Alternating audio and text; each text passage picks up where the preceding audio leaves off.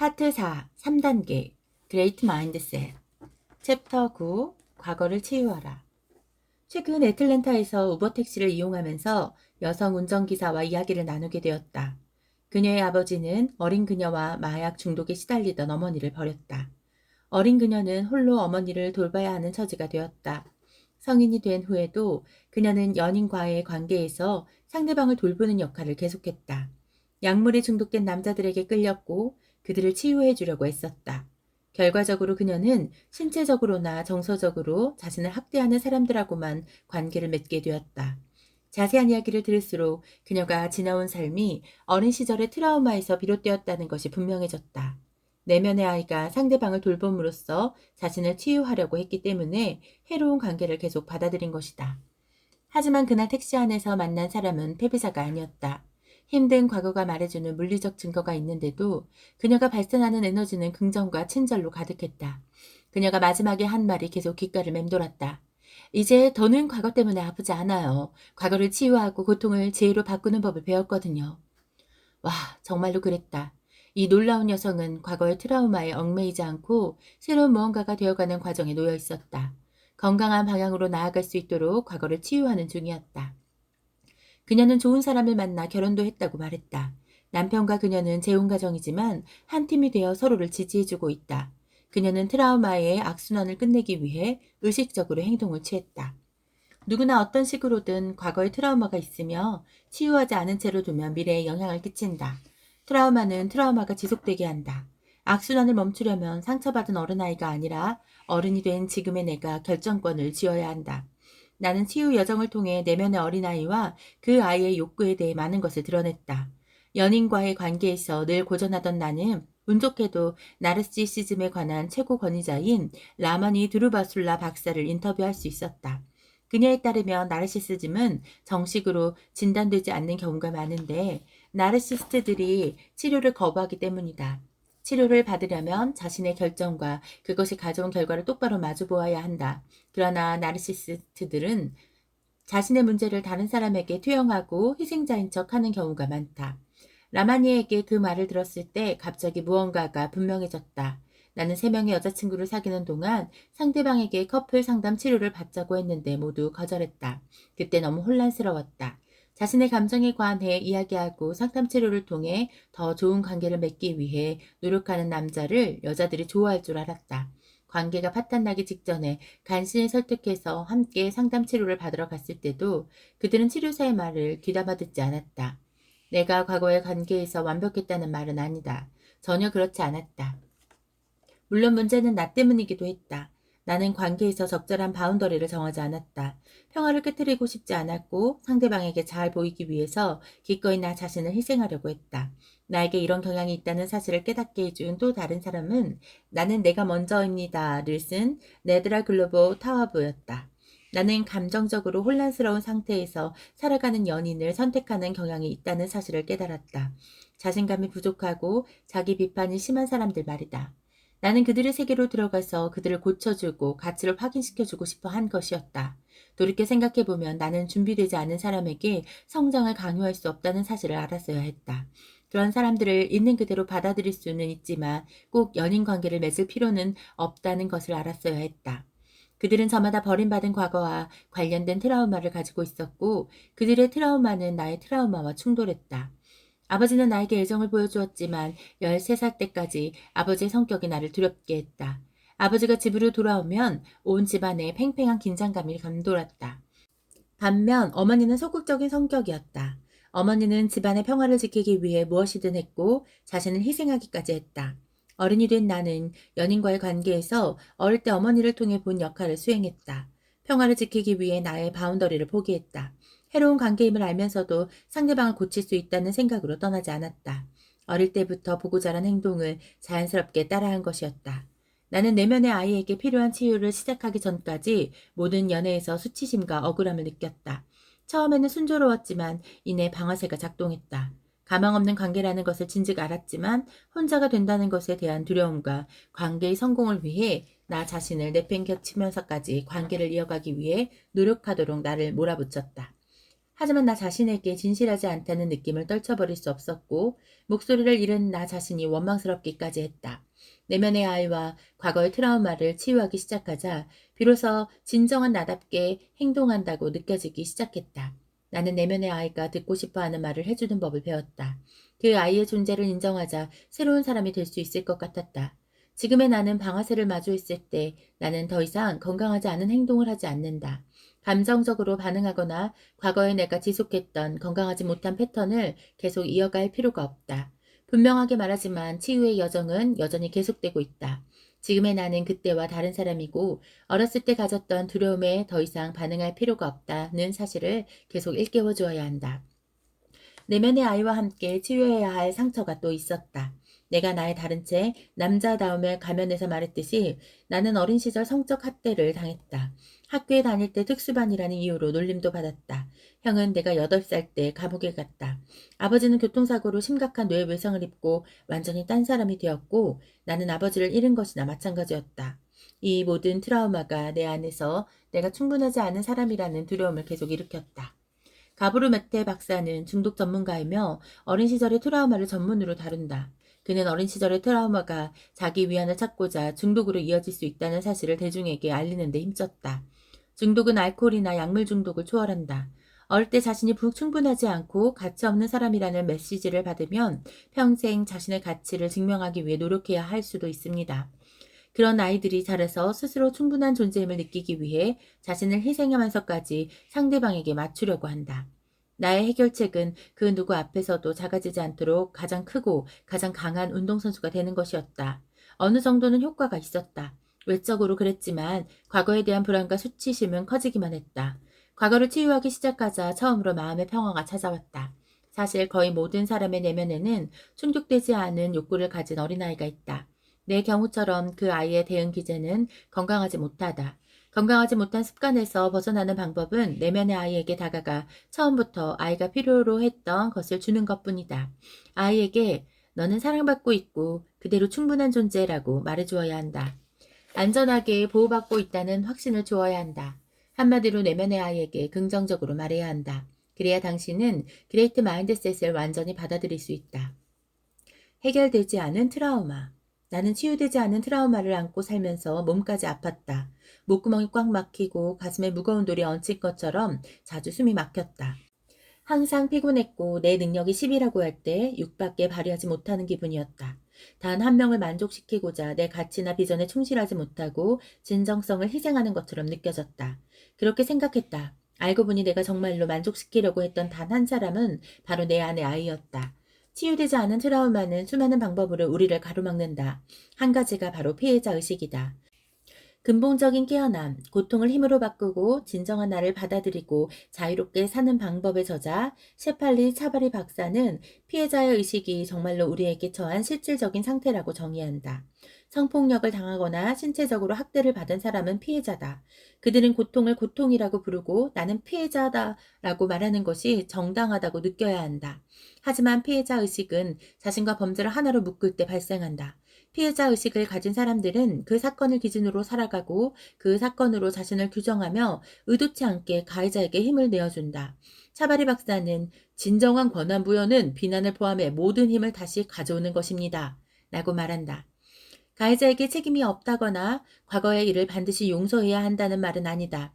가해자는 부당한 짓을 저지른 것에 대한 책임을 져야 한다는 사실은 변하지 않는다.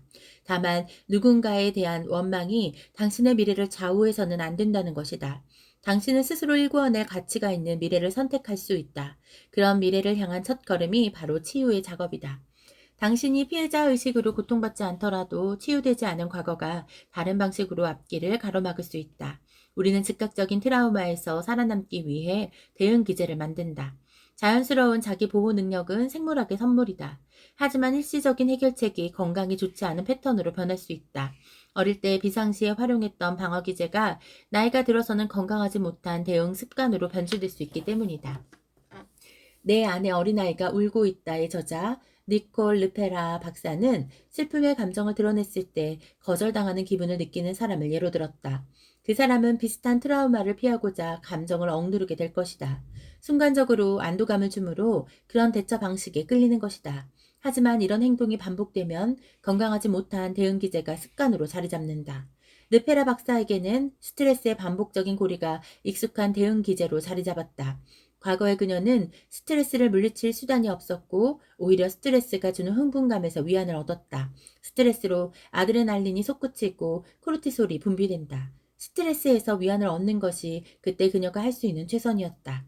그녀는 지금도 가끔 초조함을 느끼려고 일부러 나쁜 리뷰를 찾아보기도 한다고 고백했다. 왜일까? 그것이 그녀에게 친숙한 상태이기 때문이다. 니콜은 우리의 잠재의식이 친숙함의 원칙으로 움직인다고 말한다. 잠재의식은 익숙한 것이 예측할 수 없는 것보다 낫다고 우리를 설득한다. 새로운 방식을 선택하면 훨씬 더 나은 결과가 나올 수 있는데도 말이다. 내게 익숙한 상태는 나를 해로운 연인 관계에 묶어두는 것이었다. 나는 상대방에게 상처를 줄까봐 두려웠고 소중한 사람에게 상처를 준다고 생각하면 견딜 수가 없었다. 게다가 타인의 시선을 두려워했기에 내가 상처를 주면 연인이 다른 사람들에게 나에 대해 나쁘게 말할까봐 두려웠다. 나는 마음의 평화를 찾기 위해 1년 동안 심리치료를 받았다. 처음에 치료사는 나에게 큰 힘을 실어주는 질문을 던졌다. 심리치료에 대한 당신의 의도는 무엇인가요? 나는 이렇게 대답했다. 저는 명확함, 평화, 자유를 원합니다. 치료사는 매번 같은 질문을 했다. 무엇을 원하세요? 그러면 나는 명확함, 평화, 자유를 원합니다. 라고 같은 대답을 했다. 1년이 다 되어갈 때 그녀가 찾았나요? 라고 물었다.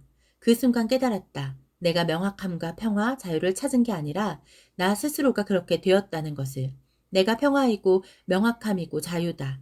이 말을 하는 이유는 목표를 쫓기 전에 먼저 스스로 평화와 기쁨이 되어야 한다는 것을 알려주고 싶어서다. 평화 그 자체가 되려면 의미 있는 사명을 공유하고 지지하는 사람들과의 관계에서 사명의 올바른 바운더리를 설정해야만 한다. 이것은 연인뿐만 아니라 직장 동료, 가족, 친구 등 가까운 모든 사람과의 관계에도 적용된다. 인생의 주도권을 되찾고 과거를 치유하고 자신의 모든 것을 미래의 비전에 맞추기 시작하면 무한함이 느껴질 것이다. 부정적인 고리 대신 긍정적인 고리가 나타나고 자신감이 커지게 된다. 코치 또는 비판자. 앞에서 언급한 개념으로 돌아가 보자. 우리의 내면에는 코치와 비판자가 있다. 나는 엄격하지만 의욕을 심어주는 코치와 순전히 부정적이기만 한 비판자의 차이를 직접 경험했다. 애정으로 지도하는 코치는 당신을 비하하지 않고 최고가 될 수 있도록 도전 과제를 줄 것이다. 우리의 인생도 비슷하다. 차이가 있다면 내가 나의 가장 훌륭한 코치이자 가장 강력한 비판자라는 사실이다. 자신을 현재 진행 중인 프로젝트라고 생각하고 영감을 주는 코치가 되기로 의도적인 선택을 해야 한다. 그러면 있는 그대로의 자신을 받아들이면서 개선을 위해 노력할 수 있다. 타인이 아닌 과거의 나와 현재의 나를 비교하고 얼마나 멀리 왔는지를 축하하라. 신경의학 전문의 데이비드 펄머터 박사는 알츠하이머 연구를 통해 뇌 분야의 권위자가 되었다. 그에 따르면 뇌에는 두 부분이 있다. 두려움을 기반으로 하는 부분과 연민을 기반으로 하는 부분이다. 두려움을 기반으로 하는 부분은 자동 반응적이다. 즉각적인 만족을 추구하고 도피, 투쟁 감각을 만든다. 반면 연민을 기반으로 하는 부분은 미래에 대해 생각한다. 트라우마의 방아쇠가 당겨졌을 때 어른을 데려오는 역할을 한다. 이 어른은 의식적으로 명확하게 미래에 대한 투자를 고려하여 결정을 내린다. 펄머터 박사의 연구에 따르면 두려움을 기반으로 하는 뇌의 부분이 활성화되면 의식적인 결정을 내리는 것이 불가능하다. 의식적인 결정을 내릴 수 있을 만큼 진정된 상태가 아니기 때문이다. 그 부분은 생존을 위한 신속한 결정을 내리는 목적으로 존재한다. 펄머터 박사가 말하는 두려움을 기반으로 하는 상태를 나는 부정적인 상태라고 부른다. 부정적인 상태는 감정을 고조시키며 결국 진정한 자신과 일치하지 않는 방식으로 반응하게 만든다. 반대로 긍정적인 상태는 나는 이 상황이 마음에 들지 않지만 비이성적인 두려움에 휘둘리지 않고 의식적인 결정을 내릴 것이다. 라고 말하게 해준다. 이런 통제력은 자신의 감정을 지켜봐야만 가능해진다. 몇 년 전 인도의 원월드 아카데미에서 명상을 공부했다. 2주 동안 오로지 명상만 했다. 그 아카데미에서는 긍정적인 마음 상태와 부정적인 마음 상태를 다른 용어로 사용하는데 아름다운 상태와 고통받는 상태로 말한다. 아름다운 상태는 사랑과 기쁨, 풍요, 감사 속에서 살아가는 것이다. 고통받는 상태는 불안, 스트레스, 질투, 의심 속에서 살아가는 것이다. 나는 아름다운 상태로 살아가는 방법을 발견하면 한계가 없어진다는 것을 배웠다. 지속적인 관계를 맺고 의식적으로 시련을 이겨내고 충만함을 찾고 연민의 태도를 갖춘 리더가 된다는 것이다. 우리에게는 아름다운 상태와 고통받는 상태, 긍정적인 마음과 부정적인 마음, 두려움을 기반으로 하는 마음과 연민과 미래를 기반으로 하는 마음, 코치와 비판자가 있다. 이 모든 개념은 자신을 사랑하고 생각과 기억, 트라우마를 치유하는 법을 배울 필요가 있음을 이야기한다.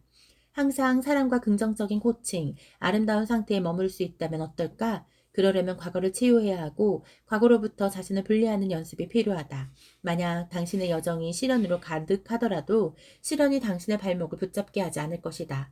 실패와 성공, 타인의 시선에 대한 두려움 속에서 살지 않으므로 오히려 앞으로 나아가는 더 큰 힘이 생긴다.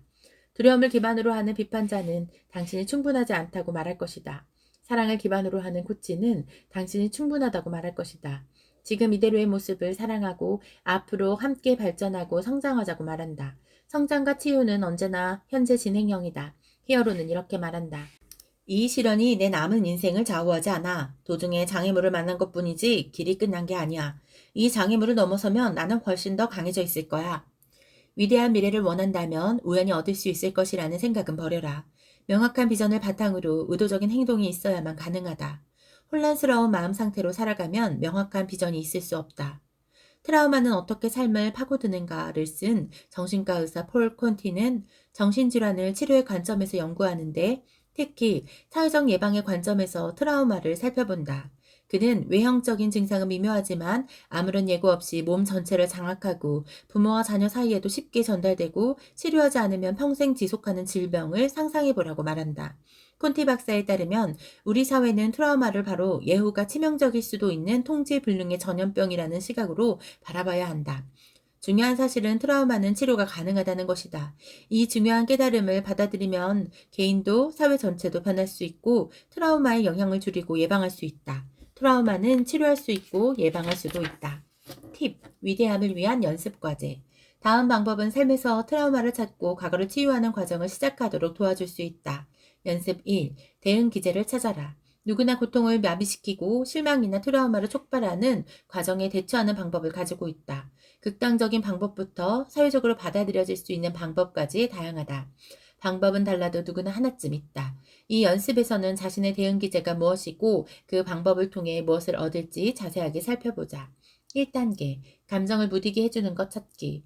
약간 개인적인 시간이다. 일기장이나 핸드폰의 노트 앱에 자신의 대응 기제를 전부 적는다. 다음 질문을 활용하면 시작하기 한결 쉬울 것이다. 이 질문들은 자기 비판에 빠지는 것이 아니라 자신의 고통을 마비시키는 데 사용하는 강력한 방법을 찾아내려는 목적임을 기억하자. 술을 마시는가, 폭식하는가, 담배를 피우는가, 대마초를 피우는가, 음란 동영상을 보는가, 일 중독인가, 심할 정도로 타인의 마음에 들려고 애쓰는가, 밤새워 TV를 보는가, 대충 어떤 질문을 던져보면 되는지 감이 잡힐 것이다. 나는 지금보다 젊었을 때 평화와 명확성을 위해서라면 뭐든지 타협할 준비가 되어 있었다. 관계의 바운더리와 나 자신의 욕구까지도 기꺼이 타협했다. 평화를 얻을 수만 있다면 무엇이든 했고 극단적일 정도로 다른 사람의 기분에 맞추려고 했었다. 이게 다 내 안이 평화롭지 못해서였다. 이처럼 우리는 고통이나 트라우마를 경험할 때 대응 기제에서 위안을 찾고자 한다. 이는 자신을 달래는 방법이다. 잠시 숙고하면서 자신의 대응 기제가 무엇인지 찾아라. 완전히 막힌 기분이 들어서 도저히 못 찾겠다면 믿을 수 있는 친구나 파트너에게 당신이 어려운 상황에서 어떻게 대처하는지 알려달라고 말하라. 2단계. 중독에서 무엇을 얻는가? 다음으로 대응 기제로부터 무엇을 얻을지 살펴봐야 한다. 여기에서 대응 기제를 중독이라고 표현한다는 점이 눈에 띌 것이다. 대응 기제도 중독될 수 있다. 고통을 마비시키고 감정을 회피하게 해주는 효과가 있는 방법을 계속 사용하다 보면 결국 다른 무언가가 행복에 대한 주도권을 빼앗아간다. 당신의 대응 기제 리스트를 살펴본다. 그것들은 당신에게 어떤 가치를 제공하는가? 미친 듯 일에만 몰두하면 거슬리는 생각을 멈출 수 있는가? 술을 마시면 마음 편하게 웃을 수 있는가? 대마초를 피워야만 마음이 진정되고 잠이 잘 오는가? 당신은 이런 것들에 의존하고 있는가? 이 질문들에는 틀린 답이 없다. 자신의 대응 기제를 솔직하게 살펴보고 그 방법에 끌리는 이유를 알아내야 한다. 분명 어떤 식으로든 도움이 되니까 의존하게 된 것이다. 생각나는 대로 전부 다 적는다. 3단계. 중독이 최고 버전의 나에게 이로운가? 지금쯤 당신은 스위트 스폿을 발견했고 삶의 목적을 찾으려고도 했고 성장으로 가는 길도 알아냈을 것이다. 가고 싶은 곳으로 가려면 최고 버전의 내가 되어야 한다. 잠시 시간을 내어 최고 버전의 나를 상상해보자. 의미 있는 사명을 수행하고 훗날 세상에 남기고 싶은 유산에 따라 살아가는 모습을 떠올려 본다. 최고 버전의 나는 고통을 마비시키는가? 아니면 고통과 마주했을 때 할 수 있는 일을 하는가? 대응 기제는 무감각 상태에서 전쟁터로 옮겨가야 할 때는 아무런 도움이 되지 않는다. 최고 버전의 뇌가 되려면 인생이라는 링으로 의식적인 발걸음을 내디뎌야 한다. 글러브를 끼고 치유를 위해 싸워야 한다.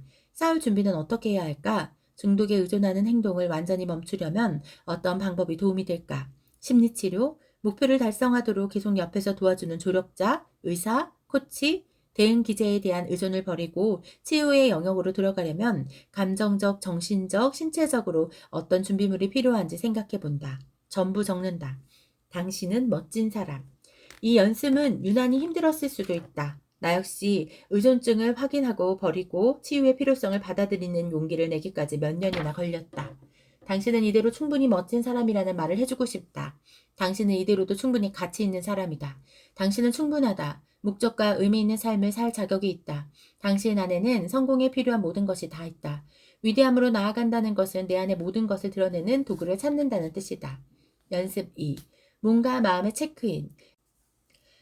몇 년 전까지만 해도 내 생각과 인간관계, 몸의 주인은 신경계였다. 스트레스를 받는 대화나 상황에 놓일 때마다 몸과 생각이 일정한 패턴으로 반응했다.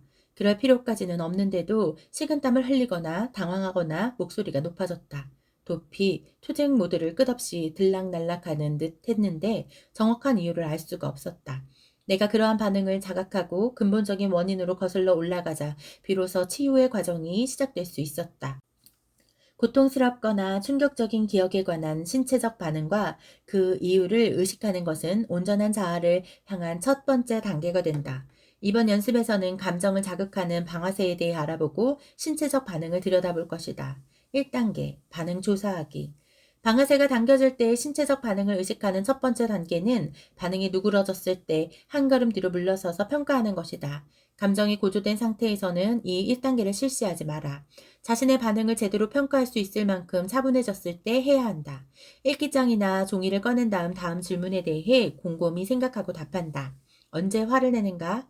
사람들의 어떤 점이 나를 짜증나게 하는가? 나는 언제 가장 외로움을 느끼는가? 부정적인 자기 대화가 시작되기 직전에 무슨 일이 생기곤 하는가? 언제 가장 슬픈가? 가장 심한 자동 반응이 일어날 때는 언제인가? 통제할 수 없다고 느끼는 상황은 무엇인가? 불안이나 공황 발작을 일으키는 상황은 무엇인가? 여기에서는 신체와 감정의 반응에 대해 의식적으로 생각해 보는 것이 중요하다. 자극을 받더라도 긍정적이고 활력 넘치는 장소로 갈 수 있어야 한다. 내 손에 주도권이 쥐어지면 풍요와 기회를 창조하고 의미 있는 사명에 착수할 수 있다. 2단계, 신체 반응 파악하기. 다음으로 방아쇠에 대한 신체적 반응을 살펴보자. 이전 단계에서 자세히 설명한 상황에 놓일 때 몸에서 느껴지는 반응을 적는다. 예를 들어 화가 날 때 주먹을 꽉 쥐는가, 이를 앙 다무는가, 슬플 때 몸이 매우 피곤해지는 것을 느끼는가. 다음 질문은 감정의 방아쇠에 대한 신체적인 반응을 파악하는 데 도움이 될 것이다. 언제 땀이 나는가? 언제 눈알을 굴리고 싶어지는가? 무엇이 주먹을 꽉 쥐게 하는가? 언제 목소리가 높아지는가? 수면 부족 말고 피곤함을 일으키는 것은 무엇인가? 방아쇠에 따른 신체적인 반응을 생각해보고 전부 다 적는다. 무의식 안에 있는 것들을 최대한 의식으로 끌어낸다. 3단계, 새로운 패턴에 헌신하기. 방아쇠가 당겨지는 상황과 그에 대한 신체적 반응을 확인했으니 이제는 새로운 대처법에 집중해야 한다. 새로운 방법을 배우는 것은 긴 여정이다. 자연스럽게 느껴질 때까지 반복해서 연습할 필요가 있다. 새로운 패턴에 헌신한다는 것은 이런 모습이 될 것이다. 나는 땀이 나거나 공황 상태에 빠질 때 잠시 자리를 비우고 휴식을 취할 것이다. 방아쇠가 당겨진 것을 느끼면 심호흡을 하고 턱과 주먹, 어깨에 들어간 힘을 뺄 것이다. 나는 목소리를 높이거나 소리를 질렀을 때 말투에 대해 즉시 사과하고 좀 더 차분하게 말할 것이다. 그럴 수 없으면 양해를 구하고 나중에 대화를 이어갈 것이다. 나는 특정한 순간에 이성을 잃거나 감정을 통제할 수 없을 때 그 경험을 일기에 기록하는 일에 집중할 것이다. 내가 무엇 때문에 화가 났는지를 파악하고 앞으로 어떻게 하면 더 잘할 수 있을지 적을 것이다. 방아쇠가 당겨졌을 때 어떻게 반응할지 의미 있는 사명을 끼워 넣어 생각해보자. 나는 의미 있는 사명을 가진 사람으로서 방아쇠가 당겨진 상황에 어떻게 반응하고 싶은가? 사명에 더 가까이 다가가게 해주는 반응 방법이 있는가? 어떻게 하면 나의 반응에 의식적으로 책임을 질 수 있는가? 신체가 방아쇠에 반응하는 이유는 과거의 고통 속에서 살고 있기 때문이다. 반응을 무의식에서 의식으로 가져오는 것도 자신을 돌보고 사랑하는 한 가지 방법이다. 인생은 길고 때로는 잔인하다. 아무리 치유되고 행동을 바꾸었어도 스트레스를 받거나 두려운 상황이 닥치면 여전히 신체적으로 반응할 것이다. 그것은 몸이 우리에게 주는 선물이다. 물론 방아쇠는 여전히 당겨지겠지만 그 사실을 자각한다는 차이가 있다. 앞으로 새롭게 만들어갈 패턴을 적는다. 1단계의 리스트를 보면서 반응으로 시작하는 문장을 쓴다. 치유는 여정. 치유의 목표는 절대로 화를 내지 않거나 방아쇠가 당겨지지 않게 하는 것이 아니다. 나를 지배하는 것을 이해하는 게 목표다. 몸과 마음, 정신이 싸우거나 얼어붙거나 도망치는 반응을 하게 만드는 원인을 알아차리는 것이다. 당신은 어떤 사람이 되고 싶은가? 무조건 자동으로 반응하는 사람이 되고 싶은가? 아니면 자신을 깊이 이해하고 자동으로 반응하기 전에 또는 자동으로 반응하더라도 곧바로 벗어나는 사람이 되고 싶은가? 방아쇠를 자각하면 치유가 시작되고 안전감이 느껴지고 자신을 더 잘 돌보게 된다. 인내심을 가져라. 치유는 하룻밤에 이루어지지 않는다. 치유는 여정이다. 연습 3. 방아쇠의 기원 이야기. 트라우마의 원인에 따라 치료사나 상담사와 함께 다음에 몇 가지 연습을 해보는 것도 좋다. 이 연습법을 실시하다가 감당하기 힘들거나 안전하지 못한 느낌이 든다면 곧바로 중단하고 준비되었을 때 치료사 또는 상담사와 다시 함께 해본다. 과거의 트라우마를 치유하기 위해 실행하는 가장 중요한 단계는 고통의 근원을 찾는 것이다. 나는 사업과 인간관계에서 앞으로 나아가고 사랑하는 사람들과 소통하는 법을 배우기 위해 이 연습을 여러 번 해야 했다. 1단계 기억 적기. 떠오를 때마다 고통스러운 기억들이 있는가? 예를 들어 학교에서 괴롭힘을 당했거나 집단에서 굴욕감을 느낀 기억이 있는가? 이 연습법에서는 필요한 만큼 시간을 충분히 가지고 지금도 여전히 당신을 지배하고 있는 과거의 모든 기억과 사건, 문제 있는 사람들을 내다 버려야 한다. 신체 반응과 대처 방법의 리스트는 이미 만들었다. 이제 그런 반응을 일으키는 것을 찾아야 한다. 일기장이나 종이를 꺼내서 현재의 신체적 반응과 방아쇠의 원인이 되는 과거의 사건을 모두 적는다. 신체 반응 리스트로 돌아가 참고하면서 가장 근본적인 트라우마로 거슬러 올라가면 도움이 된다. 다음은 이 연습을 이끌어주는 질문들이다. 방아쇠를 만든 기억 또는 사건은 무엇인가? 방아쇠의 원인이 된 사람은 누구인가? 어디서, 누가 또는 무엇이 고통의 근원인가? 이 감정과 연결되는 고통스러운 기억을 적어볼 수 있는가? 이 연습은 며칠 동안 몇 번의 시도가 필요할 수도 있다. 기억을 떠올리는 것만으로도 감당하기 어렵거나 방아쇠가 당겨진 것 같으면 언제든 멈춘다. 치유는 일직선이 아니다. 치유의 여정에서 이 정거장을 지나가려면 며칠의 시간이 걸릴 수도 있다. 2단계, 과거의 나에게 편지 쓰기. 이 연습의 두 번째 단계에서는 앞에서 적은 기억이나 사건에 대해 과거의 자신에게 편지를 쓴다. 모든 사건에 관련해 편지를 쓸 필요까지는 없지만 당신의 인생에서 가장 강력하다고 느끼는 사건에는 꼭 써야 한다. 이 연습의 핵심은 고통스러운 순간에 놓인 자신에게 주체성을 부여하고 과거의 내가 가진 힘과 회복력에 고마움을 표현하는 것이다. 편지의 예시는 다음과 같다. 나 베키에게 6학년 때 케이티가 너한테 화가 났다는 이유로 베키를 싫어하는 사람들의 모임이라는 걸 만들었을 때는 너무 힘들었지. 정말 못되고 잘못된 행동이었어. 세상에 그 어떤 아이도 그런 일을 겪어서는 안 돼. 그 일을 견디기 위해 많은 힘이 필요했지. 11살짜리가 감당하기엔 너무 큰 고통이었어. 괴롭히는 애들 때문에 힘든데도 빠지지 않고 학교에 나가고 다른 친구들과 즐겁게 지내려고 애쓴 내가 정말 자랑스러워. 넌 정말 강했어. 널 괴롭히는 애들과 똑같아지지 않고 도움이 필요한 사람들을 도와주려고 한 네가 자랑스러워. 그런 억울한 일을 겪었는데도 친절함을 잃지 않은 내가 정말 존경스럽다. 어떻게 하면 네가 그 고통을 내려놓을 수 있는지 궁금해. 우린 이제 나이가 들었고 11살 때보다 더 많은 힘과 능력을 갖추고 있어. 어떻게 하면 내가 고통을 내려놓을 수 있도록 도와줄 수 있을까? 편지를 다 쓴 뒤 내 안에 있는 과거에 내가 고통에서 벗어나기 위해 무엇이 필요한지 생각해 본다. 앞에서 한 것처럼 편지를 쓸 때 몸이 어떻게 반응하는지 알아차린다. 땀이 나기 시작했는가? 안도감이 느껴지는가? 슬프거나 화가 나는가? 그런 감정은 잘못된 것이 아니다. 편지를 쓸 때 느껴지는 감정을 살펴보는 것은 좋은 일이다. 편지에서 과거의 나에게 무엇이 필요한지 물어봄으로써 주체성을 부여하는 것을 잊지 마라. 이 연습의 힘은 자신의 일부를 더 완전한 자아로 합쳐지게 해준다는 데 있다. 3단계, 도망치지 않기로 하기. 트라우마가 지속해서 고통을 주는 가장 큰 이유는 우리가 계속 도망치려고만 하고 수면 위로 올라온 감정을 느끼지 않으려고 하기 때문이다. 나는 과거의 고통을 마주하기로 결심하면서부터 큰 걸음으로 나아갈 수 있었다. 과거의 트라우마를 마주하는 것은 무서울 수 있다. 그러므로 그것을 마주하고 받아들이고 새로운 미래를 쓰기로 먼저 자신과 약속해야 한다. 우리에게 일어난 고통은 불공평하고 잘못되었고 심지어 불법이었을 수도 있다. 하지만 일어났다. 나는 이런 일이 나에게 일어났다는 것을 인정한다. 그것은 옳지 않았고 나는 그런 일을 당할 이유가 없었지만 그런 일이 일어났다는 것을 인정한다. 빨리 말할수록 의미 있는 사명을 더 빨리 받아들이고 새로운 성장의 길을 걸을 수 있다. 상처를 준 사람들과 사이좋게 지내거나 계속 인연을 이어가야 한다는 말은 아니다. 하지만 과거의 고통을 붙잡고 있을수록 미래에 더 큰 고통이 될 뿐이다. 오늘 고통스러운 사건들의 목록을 앞에 두고 앉아서 그런 일이 있었음을 받아들이는 시간을 가져라. 무슨 일이 있어도 나는 트라우마를 똑바로 마주하고 그것으로부터 치유될 것이라고 다짐하라. 도널드 밀러는 말했다. 만약 상처받은 과거가 없었다면 나는 삶에 이렇게 감사하지 않았을 겁니다. 정말이에요. 고통은 우리에게 큰 도움이 됩니다. 당신도 나처럼 많은 고통과 실망을 견뎌야 했을 것이다. 트라우마를 정면으로 바라보는 순간 우리는 새로운 길에 놓인다. 위대함으로 나아가는 영웅의 길을 걷게 된다. 챕터 10. 정체성을 찾아라. 나는 여러 해 동안 뭔가가 빠진 듯한 허전함을 느꼈다. 아무리 큰 성공을 거두고 아무리 많은 목표를 달성해도 결국은 마음이 헛헛해졌다. 성취감을 기대했지만 공허했다. 오해하지는 말아주길 바란다. 목표를 하나씩 이루어가는 기분은 확실히 좋았지만 마음이 채워지는 느낌이 없었다. 몇 년, 몇십 년 동안 목표를 이루고 나면 그 다음에는 어떻게 되는 걸까 싶기만 했다. 전작, 남자다움의 가면에서도 말했지만 사업을 시작한 초기에 나는 겉으로는 성공하고 돈도 잘 버는 것처럼 보였고 내 브랜드도 키우고 있었다. 하지만 치유되지 못한 것들이 많았기에 전혀 성취감을 느끼지 못했다. 오히려 나 자신의 진실성과 가치관, 비전에서 벗어나 있어 좌절감이 느껴졌다. 다른 사람들을 도와주고 의미 있는 사명을 수행하는 것이 아니라 어떻게 하면 돈을 더 많이 벌고 더 많은 영향력을 얻어 남들이 틀렸다는 것을 증명할 수 있을지에 집중하고 있었다. 나는 그저 다른 사람들이 틀렸다는 것을 증명하기 위해 뭔가를 이루려고 노력했다는 것을 깨달았다.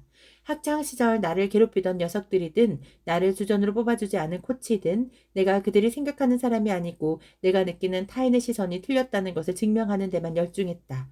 이것은 상처받은 어린애가 나를 성공으로 밀어붙이는 원동력이었다. 하지만 그것은 의미도 없고 지속되지도 못하는 힘이었다. 순수한 사랑이 아니라 이기적인 이유로 목표를 추구하는 것이었다. 간단히 말해서 나는 타인이 내 정체성을 정의하게 내버려 두었다. 내가 아닌 다른 사람이 되려고 했다. 위대한 학교와 함께하는 여정을 통해 내 정체성이 분명해지자 나는 남들을 돕는 일에 초점을 맞추는 사람으로 변했다. 이것이 내 원동력이 되었다. 어떻게 하면 전문가들에게 얻은 지혜로 내 삶을 개선하고 다른 사람들에게도 전달해 그들이 더 나은 버전이 되도록 도와줄 수 있을까?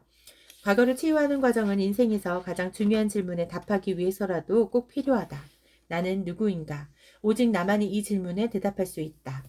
가꾸거나 가지치기 하거나. 헬스장 공유 서비스 플랫폼 클래스패스의 설립자이자 예술가 나이프패스의 작가인 파얄 카다키아는 어릴 때 두 개의 삶을 살았다. 그녀는 미국인 친구들과 있을 때는 완전한 미국인이었고 인도 친구들과 있을 때는 자랑스러운 인도인이었다. 게다가 그녀는 무용을 전공한 MIT 경영학과 졸업생이다. 그녀는 어느 쪽 공동체에 있든 서로 반대되는 것처럼 보이는 자신의 다른 부분에 대해 부끄러워해야 한다는 압박감을 느꼈다. 사실 그녀는 두 공동체의 모두의 구성원이었다. 나이가 들면서 통찰력도 넓어진 파얄은 남들이 원하는 삶을 살면 성공이 무엇인지 알 수 없게 됩니다. 라고 말한다. 그녀는 그것을 플랜 B 성공이라고 부른다. 내가 나를 위해 선택한 성공 경로가 아니라 어쩌다 미끄러져 들어간 길이기 때문이다. 스스로 만족감을 느낄 수 없는 것도 당연하다. 내 길이 아니니까. 우리는 정체성이 여러 측면을 붙잡아도 됩니다. 라는 파얄의 생각은 많은 사람에게 도움이 될 수 있을 것이다. 그녀는 과거를 돌아보면 자신의 사명이 된 문제를 해결하는 능력이 정체성의 조합 덕분에 가능했음을 분명히 알 수 있었다. 그녀는 비즈니스와 예술의 세계를 모두 탐구한 덕분에 다양한 생각과 과정을 경험할 수 있었던 것을 감사하게 생각한다. 누가 혹은 무엇이 당신의 정체성을 만들었는가? 당신이 직접 키웠는가? 아니면 다른 누군가가 당신이 특정한 방향으로 자라도록 마음대로 가지치기를 한 것인가? 이 가지치기는 의도치 않게 일어나며 우리가 살아가는 환경의 산물일 때가 많다. 당신은 의미 있는 사명의 방향으로 성장을 가꾸어야 한다. 그렇지 않으면 다른 사람들이 원하는 방향으로 흘러간다. 이 가끔의 과정은 자기 주도적이고 개방적인 여정이다. 의식적으로 자신의 길을 선택해야 하지만 새로운 방향을 탐색할 준비도 되어 있어야 한다. 조직 심리학자 애덤 그랜트는 정체성 압류라는 흥미로운 심리학 용어를 알려주었다.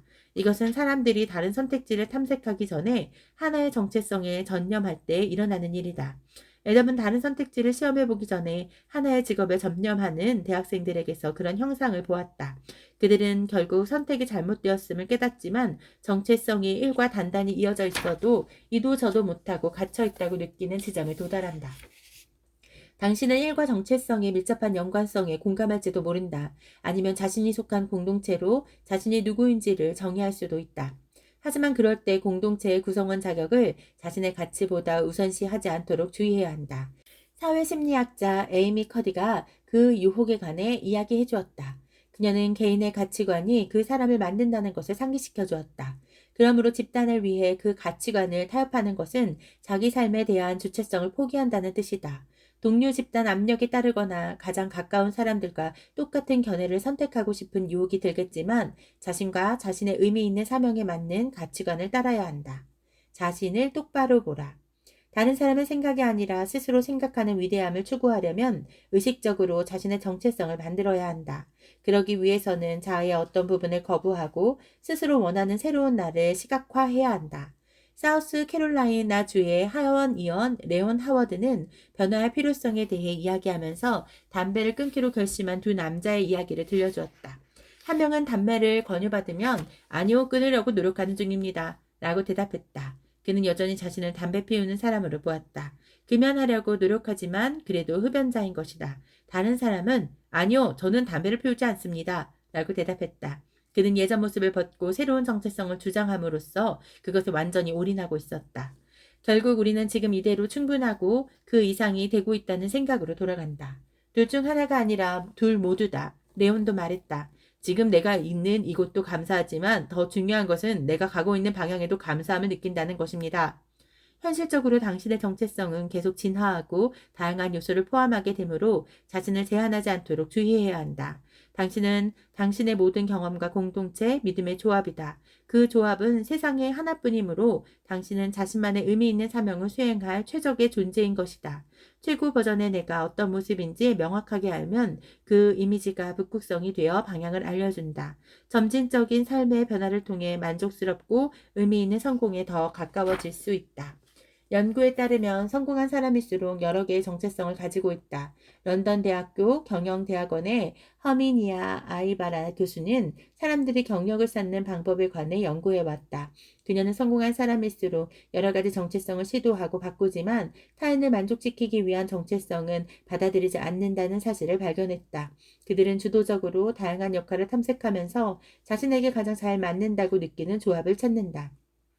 애덤 그랜트의 경우처럼 정체성 실험에는 오랫동안 잊고 있었던 정체성을 벗는 일도 포함된다. 애덤은 공개적인 무대에서 자기 생각을 공유하고 싶었지만 그는 사람들 앞에 나가서 발표하는 것을 두려워하는 내향인이라는 정체성을 오랫동안 잊고 있었다. 그는 새로운 정체성에 적응하기 위해 브라이언 리틀, 수잔 케인, 말콤 그래드웰을 비롯한 내향인들의 인상적인 강연을 들어보았다. 그는 발표할 때 자의식이 강한 과거의 정체성을 버리기로 결심했고 사명에 도움이 되는 새로운 정체성을 시도했다. 덕분에 유튜브부터 테드 토크까지 영감을 주는 그의 강연을 쉽게 찾아볼 수 있다. 조직 심리학자 벤저민 하디 박사도 유연한 정체성의 중요성에 대해 이야기한다. 그는 유연한 정체성이란 스스로 통제할 수 없다는 의미가 아니라고 설명한다. 정체성의 변화를 지시하는 사람은 반드시 내가 되어야 하지만 정체성은 필연적으로 바뀔 수밖에 없다. 과거의 나는 지금의 나와 목표가 달랐고 목표에 다가가는 방식도 달랐다. 벤저민은 이전의 내가 아닌 현재의 나에게 맞는 목표와 믿음이 무엇인지를 생각해야 한다고 조언한다. 과거의 기준에 얽매이지 말고 현재 어디로 초점이 향해야 하는지 스스로 물어봐야 한다. 현재 초점을 맞추는 사고방식은 앞으로 위대함의 목표를 달성하는 데 도움이 되는 것들로 주의가 향하게 한다. 라이프 코치, 영감을 주는 강연자이자 기업가인 팀 스토리는 내 팟캐스트에서 지혜를 나누어 주었다. 내가 어디에서 왔는지, 누구인지, 목적이 무엇인지 알게 되면 그 무엇도 나를 막을 수 없게 됩니다. 위대함을 추구하려면 먼저 자신을 알아야 한다. 이것은 누구도 대신해 줄 수 없는 일이다. 반드시 당신이 해결해야 하는 문제들이 있다. 내가 누구인지 알아야만 나에게 의미 있는 성공이 무엇인지도 알 수 있고 완전한 충만감을 느낄 수 있다. 히어로 대 빌런. 도널드 밀러는 정체성이 어떻게 만들어지는지를 매우 적절한 방법으로 설명해준다. 그에 따르면 우리는 인생의 이야기 속에서 정체성에 따라 살아가는데 바로 그 모습이 우리의 행동 방식을 결정한다. 그는 모든 이야기에 네 가지 캐릭터가 있다고 설명한다. 바로 패배자, 빌런, 히어로, 조력자다. 패배자는 자신이 실패했고 출구가 없다고 생각합니다. 그들은 구해줄 사람을 기다리고 있습니다. 빌런은 다른 사람들을 작게 만들어요. 자신의 힘을 느끼기 위해 다른 사람들을 비하하죠. 히어로는 영웅의 자질을 갖추지 못했어도 도전을 받아들이고 변화를 추구해 결국 일을 끝냅니다. 조력자는 오랫동안 히어로 역할을 했고 이제는 역할을 바꾸어 자신이 가진 전문성으로 다른 사람을 돕습니다. 도널드가 말하는 핵심은 모든 이야기에 내 캐릭터가 존재한다는 것이다. 우리 모두에게는 이 캐릭터가 전부 있다. 우리는 매일 네 가지 캐릭터 중 하나로 살아간다. 우리가 맡는 역할은 하루 동안에도 변할 수 있고 또 변할 것이다. 우리는 자신에게 일어나는 일을 선택할 수 없지만 이야기 속에서 무슨 역할을 할지는 선택할 수 있다. 도널드는 말했다. 자신을 패배자와 동일시할수록 당신의 이야기는 더 나빠집니다. 패배자는 변하지 않아요. 그들은 히어로를 좋게 보이게 하고 빌런을 나쁘게 보이게 하는 역할일 뿐이죠. 우리가 패배자를 연기할 때 우리의 이야기는 그 어디로도 나가지 않습니다. 절대로 원하는 것을 얻을 수 없어요. 유산을 쌓지 못합니다. 기억되지 못합니다. 앞에서 다른 관점으로 표현한다면 패배자들은 과거의 트라우마를 치유하려고 노력하지 않는다. 그들은 트라우마가 자신을 정의하게 내버려둔다. 하지만 과거의 고통을 어떻게 처리할지에 대한 선택에는 미묘하면서도 더 중요한 또 다른 차이점이 있다. 도널드는 다음과 같이 설명한다. 빌런과 히어로는 똑같은 배경을 가지고 있습니다. 빌런의 배경 스토리도 히어로의 배경 스토리도 고통으로 가득하죠. 영화 초반의 히어로는 어떤 고통을 겪습니다. 마찬가지로 빌런에게도 고통스러운 배경 스토리가 있어요. 빌런과 히어로의 차이는 딱 하나, 고통에 어떻게 반응하느냐는 것입니다. 빌런은 세상이 나를 아프게 했으니 나도 그 아픔을 돌려줄 것이다 라고 하죠. 하지만 히어로는 세상이 나를 아프게 했으니 다른 사람들은 절대로 그 아픔을 겪게 하지 않을 거야 라고 말합니다. 살면서 겪는 고통에 어떻게 반응하느냐가 정체성의 이야기에서 우리를 패배자나 빌런, 히어로로 만든다. 도널드가 강조하는 것처럼 히어로의 행동을 취할 때 배움이 일어난다. 치유를 시작하거나 관계를 맺거나 과거의 실수로부터 교훈을 얻거나 다른 사람을 도울 때 말이다. 치유는 내가 누구인지 발견하기 위해 꼭 필요한 여정이다. 팁, 위대함을 위한 연습 과제. 정체성을 파헤치고 자신이 누구인지 똑바로 바라볼 준비가 되어 있다면 다음에 연습법을 실천하기를 권한다. 당신이 누구이고 어떤 사람이 되고 싶은지 알려줄 것이다. 연습 1. 현재의 정체성. 있는 그대로의 자신을 사랑하지 않으면 의미 있는 사명을 추구하고 자신에게 운명 지어진 삶을 개척하기 어렵다. 나는 당신이 세상의 선물 같은 존재이고 풍요의 정체성을 가질 자격이 있다고 진심으로 믿는다. 가슴에 와닿지 않을 수도 있지만 나는 이것이 진실이라는 것을 안다. 자신을 제한하지 않는 풍요로움의 정체성을 만들어 나가기 위해 가장 먼저 할 일은 현재의 내가 누구인지 파악하고 앞으로 원하는 사람이 될 수 있게 해주는 길을 찾는 것이다. 이 연습으로 시작할 수 있다. 1단계, 현재의 자아 파악하기.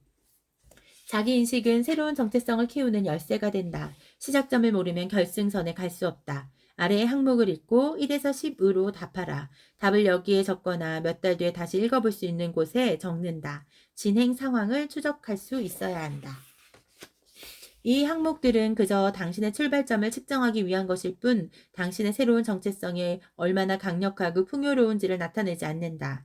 이 단계는 놀라운 여정의 시작일 뿐이라는 사실을 기억하자. 이 중에 더 깊이 탐구하고 싶은 답들이 있다면 잠깐 돌아보고 생각을 적는다.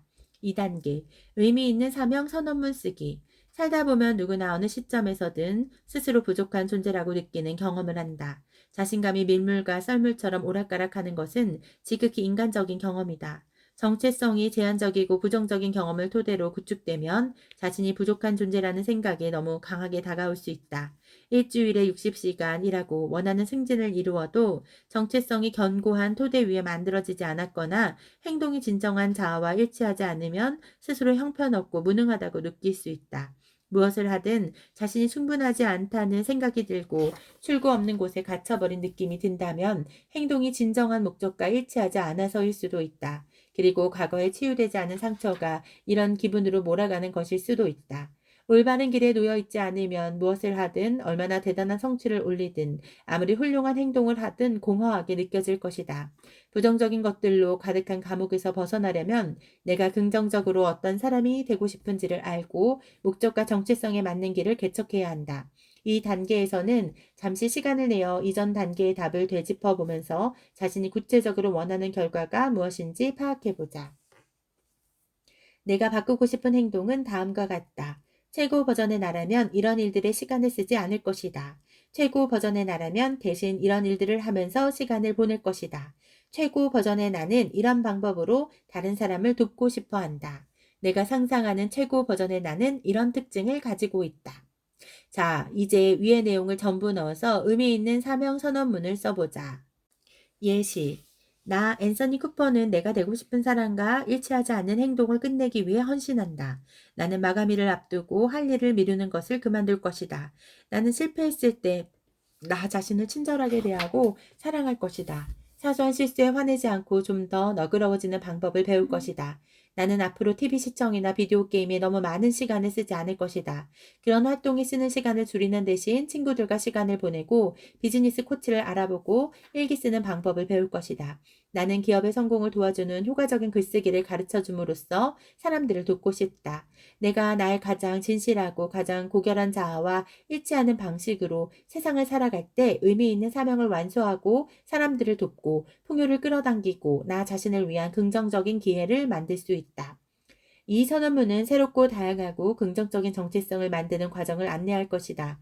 내가 되고 싶은 모습이나 내가 나를 바라보는 관점이 행동과 일치하지 않고 진정성이 없으면 절대로 온전하다고 느낄 수 없다. 깊은 공허감만 느껴질 것이다. 이는 정체성에 해롭다. 의미 있는 사명 선언문은 풍요의 정체성을 확인하고 성장을 지지하고 궁극적으로 의미 있는 사명에 도움이 되는 행동을 선택하겠다는 약속이다.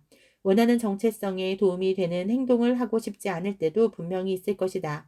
하지만 굳건하게 밀고 나가야 한다. 선언문의 마지막 문장이 그 이유를 말해준다.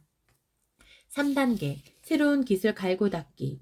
의미 있는 사명 선언문을 작성한 후에는 새로운 길에 필요한 기술을 배우거나 갈고 닦아야 할 필요가 있다. 새로운 습관과 새로운 기술을 익히고 새롭게 성장하는 것은 새로운 정체성 구축에 도움이 된다. 게다가 새로운 행동과 기술은 자신감을 키워주고 의미 있는 관계를 끌어당기고 좋은 기회를 알아차리게 해줄 것이다. 1단계의 답변을 바탕으로 개발해야 할 새로운 기술을 아래에 적는다. 기술을 배우는 방법도 옆에 적는다. 이해를 도와주는 몇 가지 예시를 제공하겠다. 별도의 종이나 일기장에 직접 리스트를 작성한다. 위대함을 위한 연습 과제. 지금에 이르기까지 힘을 내준 과거의 나에게 고마움을 느껴라. 만약 이 연습을 하는 동안 자신에 대해 부족함이나 불만을 느꼈다면 새로운 나를 만들어가고 있다는 사실을 기억하라. 트라우마와 비판, 자기 잠재력에 대한 거짓말을 토대로 하지 않은 새로운 정체성을 만들고 있다. 이 순간을 깊이 들이마셔라. 내 안에 원래부터 자리하는 힘이 내가 가고 싶은 곳으로 가도록 도와줄 것이다. 위대함이 기다리고 있다. 연습 2. 정체성을 축하하라. 위대함의 여정을 시작할 때만 해도 나는 자동으로 반응했고 두려움과 불안으로 가득했다. 내 정체성은 트라우마와 실현의 경험이 가득한 과거를 바탕으로 쌓은 것이었다. 그래서 나는 트라우마를 치유하고 두려움을 극복하고 새로운 정체성을 만드는 노력을 의도적으로 해야만 했다. 치유의 길에서 한 걸음을 크게 내디디게 해준 것은 바로 수용이었다. 나는 지금 있는 그대로의 나도, 앞으로 되어갈 나도, 그 사이의 나도 전부 사랑하기로 마음먹어야 했다. 완벽하지 않다고 심하게 자책하는 것을 그만두고 해로운 생각에서 나를 지키는 구체적인 행동을 취해야 했다. 생각이 정체성을 만든다. 사랑스럽고 긍정적인 관점으로 자신을 바라보아야만 원하는 정체성을 만들 수 있다. 오늘 시간을 내서 부정적인 것들로 가득한 마음을 깨끗하게 청소하고 지금 있는 그대로의 나를 축하하자. 1단계. 부정적인 생각 대체하기. 부정적인 생각은 에너지를 빨아먹는 흡혈귀이고 의미 있는 사명과 업무 성과에 영향을 끼친다. 가장 중요한 것은 인간 관계에까지 영향을 준다는 사실이다. 부정적인 생각을 멈추는 가장 좋은 방법은 일단 찾아내 수면으로 끌어올리고 인정하는 것이다. 부정적인 생각을 억누르지 않는다니 잘못된 방법처럼 느껴질지도 모른다. 하지만 그것은 정체성의 적과도 같아서 꽉꽉 억누르거나 나중을 기약하며 옆으로 치워두면 점점 더 강해지고 커진다. 이 단계에서는 당신의 마음의 문을 닫거나 자동으로 반응하거나 방어적인 태도를 보이거나 스스로를 고립시키는 생각과 감정이 무엇인지 찾아본다. 일기장이나 종이 한 장을 꺼낸다. 습관적으로 나타나는 부정적인 생각과 감정을 찾는다. 스스로에게 물어본다. 이 생각이나 감정이 풍요의 정체성에 도움이 되는가? 부정적인 생각을 풍요의 마인드셋으로 재구성한다. 다음과 같은 표를 그리고 빈칸을 채운다. 어떻게 하면 되는지 이해를 돕기 위해 예시를 제공한다. 우리가 경험하는 많은 생각과 감정이 진정한 자아에 속하지 않는다. 과거의 트라우마를 통해 만들어졌거나 두려움에서 나온 상상이다. 그림을 그리려고 앉은 화가가 인스타그램에서 자신의 그림을 보고 사람들이 뭐라고 말할지 상상한다면 절대로 붓을 들 수 없을 것이다. 보스턴 마라톤 대회에 참가한 선수가 대학 시절의 코치에게 들은 패배자라는 말을 계속 떠올린다면 결코 완주하지 못할 것이다. 가장 진정한 정체성은 자신을 비판하지도 실망하지도 않는다. 나를 사랑하고 친절하게 대하고 격려하는 것이 진정한 본질이기 때문이다. 스스로 가치 없고 이대로 충분하지 않다는 생각으로는 절대로 살아남지 못한다. 2단계, 나를 찬양하기. 나는 가치 있다. 나는 위대한 삶을 살 자격이 있다. 나는 중요하다. 나는 선물이다. 자신이 경이로운 존재임을 찬양하는 시간을 가져보자. 자신에 대해 생각할 때 마음에 드는 점을 적어본다. 무엇이든 좋다. 마음에 드는 점을 모두 적어보자. 길게 설명할 필요는 없지만 구체적이어야 한다.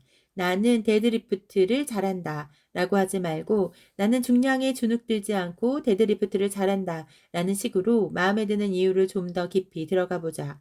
그 다음에는 자기 찬양이 치유와 의미 있는 사명으로 나아가는 여정에 어떻게 도움이 될 수 있는지 생각해 본다. 예를 들면 다음과 같다. 리스트를 작성하여 눈에 잘 띄는 곳에 둔다. 핸드폰으로 사진을 찍어두고 늘 가지고 다녀도 된다. 일기장에 끼워두거나 냉장고에 붙여놓을 수도 있다. 잘 보이는 곳에 둔다. 습관처럼 부정적인 생각이 슬금슬금 다가올 때 이 리스트가 당신의 가치를 일깨워주고 생각의 중심을 다시 잡아줄 것이다.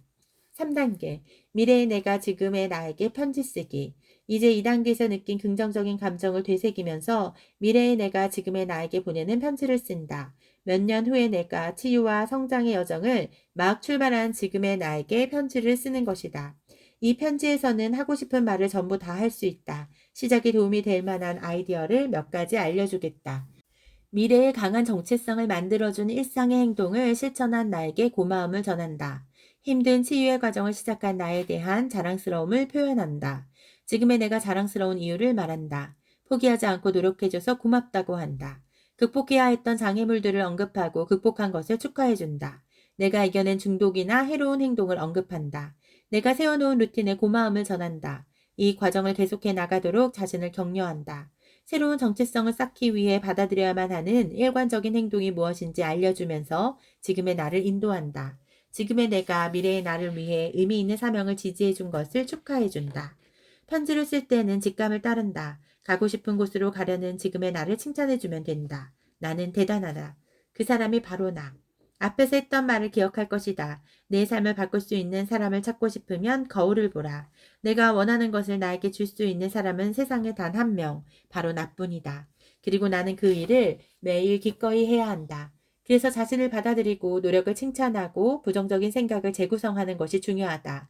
당신은 지금 위대함으로 가는 길에 있다. 기술을 발전시켜라. 불안감을 인정하고 능력을 칭찬하라. 매일 실천하라. 힘을 쌓아라. 지금 당신은 승리에 필요한 모든 것을 가지고 있다.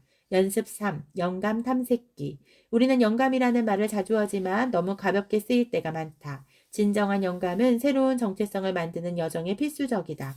영감은 더 멀리 볼 수 있는 날개를 주고 더 많이 배우고 더 좋은 삶을 살 수 있게 해준다. 나는 온라인에서나 오프라인에서나 영감을 주는 사람이 있으면 삶의 즐거움과 자신의 영향력도 커진다고 진심으로 믿는다. 이 연습법은 누가 영감을 주는지부터 어떤 점을 어떻게 활용할 수 있는지까지 생각해 보게 한다. 1단계, 영감 리스트 만들기. 이 단계에서는 자신이 존경하는 사람들을 떠올리고 누가 영감을 주는지 생각해 본다. 부모, 형제, 친구, 선생님, 온라인 코치, 작가, 연예인, 유명인 등 누구나 가능하다. 약간 의문이 들어도 떠오르는 대로 자유롭게 모두 적는다. 자신에게 영감을 주는 사람이면 된다. 영감을 주는 사람들의 목록을 작성한다. 왜 영감을 주는지 각각의 이름 옆에 한두 문장을 적는다. 당신이 존경하는 사람이 누구이고 그 이유가 무엇인지 알아보면 스스로 원하는 모습이 무엇인지 알 수 있을 것이다. 2단계, 시각화하기. 이번에는 스스로 발전시키고 싶은 특징들을 나열하여 구체성을 더해본다. 1단계의 리스트에서 그 사람들이 어떤 존경할 만한 자질을 가졌는지 살펴보면 도움이 될 것이다. 내가 되고 싶은 사람을 시각화한다. 내가 되고 싶은 나는 어떤 자질이나 특징을 가지고 있는가? 그 자질이나 특징이 의미 있는 사명에 어떤 도움이 되는가? 미래의 자신을 시각화하면서 다음에 대해 생각한다. 나는 의심이 많은가? 아니면 자신감이 넘치는가? 나는 자신에 대해 어떻게 생각하는가? 나는 두려움이 가득한가? 아니면 두려움이 없는가? 또 어떤 감정을 느끼는가? 1단계에서 적은 사람들에게도 똑같은 질문을 떠올려 본다. 그들은 자신에 대해 어떻게 생각할까? 그들은 확신이 없을 때도 목표를 추구하는가? 그들은 문제나 장애물에 어떻게 대처하는가? 그들은 어떻게 자신에게 동기를 부여하는가? 준비되었으면 종이, 일지, 메모, 앱에 원하는 자질 및 특징을 기록한다. 3단계. 다음 문장을 사용해 명상하기. 이제 당신이 쌓으려는 자질과 특징을 알았으니 그것들에 대해 명상하는 시간을 가져보자. 고요한 명상의 시간에 생각의 중심을 잡고 새로운 목표를 중심으로 건강한 생각 패턴을 시작할 수 있다. 명상은 목표를 이루기 위해 실행하고 싶은 구체적인 단계를 발견하도록 도와준다. 조용한 순간에 많은 마법이 일어날 수 있다. 편안한 자세를 찾아 명상할 준비를 한다. 발이 바닥에 평평하게 닿는 자세가 가장 효과적이라고 하지만 자신에게 편안한 자세를 찾으면 된다. 1. 몇 번의 심호흡으로 명상을 시작한다. 숨을 들이쉬고 내쉬는 시간을 세어 호흡에 초점을 맞출 수도 있다. 7을 셀 때까지 들이마시고 8까지 세며 내쉰다. 잠시 몸에 주의를 기울인다. 머리부터 발끝까지 마음속으로 훑는다. 팔과 발을 의식하고 등과 손의 위치를 알아차린다. 긴장되거나 뭉친 부위가 있다면 긴장을 푼다. 에너지, 생각, 감정을 살펴본다. 지금 느끼는 기분이 긍정적인가, 부정적인가, 피곤한가, 힘이 넘치는가, 배고픈가, 배부른가? 정답은 없다. 그냥 관찰하는 시간이다. 감사하는 시간을 가진다. 삶에서 감사한 것 3가지를 떠올리고 한 번에 하나씩 집중해 본다. 다음의 문장 중에서 하나를 선택해 3에서 5분 정도 명상한다. 의식적으로 마음을 열어 새로운 생각이 들어오게 할 수도 있다. 잠시 마음이 흐트러져도 괜찮다. 다시 문장으로 돌아와 명상을 계속하면 된다. 이번 주에 영감을 준 것은 무엇인가? 그 이유는 이런 자질과 특징을 갖추면 삶이 어떻게 나아지거나 어떻게 기쁨이 늘어날까? 이런 자질과 특징이 풍요의 정체성을 만드는데 어떤 도움을 줄까? 이런 새로운 자질이나 특성이 의미 있는 사명에 어떤 도움을 줄 수 있는가? 이런 새로운 자질이나 특성을 적용할 수 있는 부분이 하나 있다면 무엇인가? 그리고 어떻게 연습할 수 있는가? 의미 있는 사명 선언문을 반복하면서 명상한다. 내가 나의 가장 진실하고 가장 고결한 자아와 일치하는 방식으로 세상을 살아갈 때 의미 있는 사명을 완수하고 사람들을 돕고 풍요를 끌어당기고 나 자신을 위한 긍정적인 기회를 만들 수 있다. 명상은 신경계를 진정시키고 뇌가 계속해서 현재 순간으로 돌아오도록 훈련한다. 부정적인 생각과 싸울 때나 가능성을 제한하는 압도적인 믿음을 물리칠 때 유용한 기술이다. 새로운 정체성을 계속 쌓아나갈 때는 꼭 명상을 위한 시간을 내야 한다. 명상은 영감을 주고 평화로우며 아름답다. 나도 영감을 줄 수 있다. 자신을 치유하고 해로운 생각을 없애고 새로운 정체성을 구축하는 용기가 있다면 다른 사람들도 똑같이 하도록 영감을 줄 수 있다. 당신의 영향력은 마치 잔물결처럼 접촉하는 모든 사람에게 퍼져나간다.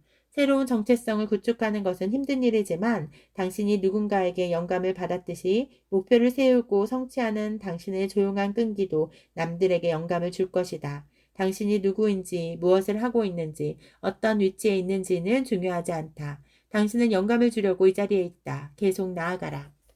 보너스 연습, 만트라 만들기. 나는 달리기를 할 때 금방 그만두고 싶어진다. 멈추고 싶거나 피로가 느껴지면 속으로 만트라를 반복한다. 나는 빠르다. 나는 건강하다. 나는 자유롭다. 달리는 걸음마다 나는 빠르고 건강하고 자유롭다. 그러면 달리면서도 피로가 사라지고 고통도 줄어드는 것 같다.